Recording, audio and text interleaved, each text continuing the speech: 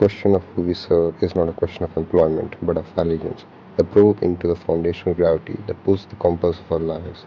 We begin not with the external world, but with the hollow space just behind the sternum, where the first most insistent voice resides.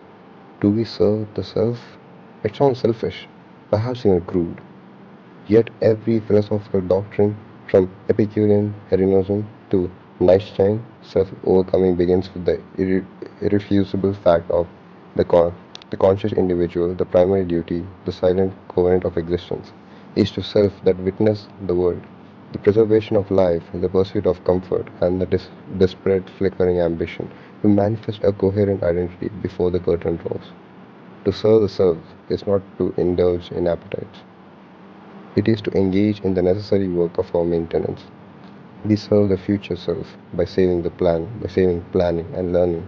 We serve the present self by providing nourishment, rest, and occasional doses of Dionysian release to prevent the soul from calcifying under the weight of routine. This serve is a foundational necessity for a broken, starved, or psychologically fragmented self. Can serve no one else effectively. Yet this self service is an important. The sole purpose of resulting isolation, the existential echo chamber, renders the service mode. What is a flawlessly maintained vessel that never sets sail? It is the museum piece, detached from the current of life. The internal monologue of the shift, what do I need, to what is need of me, and shift initiates the painful, beautiful journey out of selfistic shell, demanding the field of others. First orbit beyond the self is a circle of kin and immediate love. Here service transforms a transactional necessity, an organic imperative. We serve our children, not for reward, but because they are our future, our biological bridge across the chance and time. We serve our parents, driven by reverse obligation, a gravitational depth to the source of our being. We serve the chosen partner, the friend, the confidant because of their light illuminates the dim corners of our own existence. The service is characterized by sacrifice, by the voluntary diminution of the self for the sake of others. Flourishing. It is service rooted in empathy, in the profound realization that another suffering is some small but vital way of our own. The ancient tribal allegiances, while often fought with exclusion, established a core principle. We survive by merging our fate, the closest to us, yet even the sacred circle of allegiance, presence in shadow. The service to kin can devolve into nepotism, blind loyalty, or the smothering control of a possessive love. When the service to the immediate other is prioritized above all the external moral claims, we risk becoming an ethical island, protecting our own, while the wider world burns. The mafia boss, who is a loving father, exemplifies this ethical paradox. The intensity of service to the small group often necessitates a profound disservice to the larger world. This forces us to expand the scope of our allegiance, pushing us out of the comfort known territory of family and into abstract, often indifferent realm of collective, moving into a sphere of the abstract. We confront the demand to serve society, state, the collective good.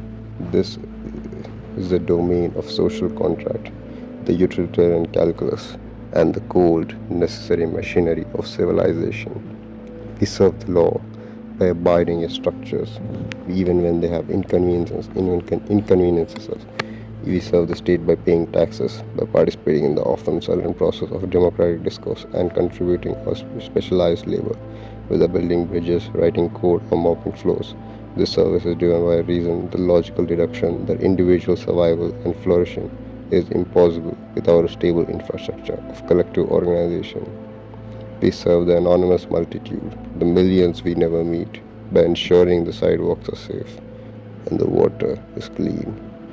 This allegiance is, however, arguably the most dangerous and corruptible state demands service through abstraction.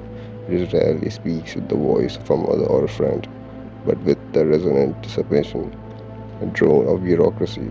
To serve the state can mean sacrificing moral autonomy for ideological conformity.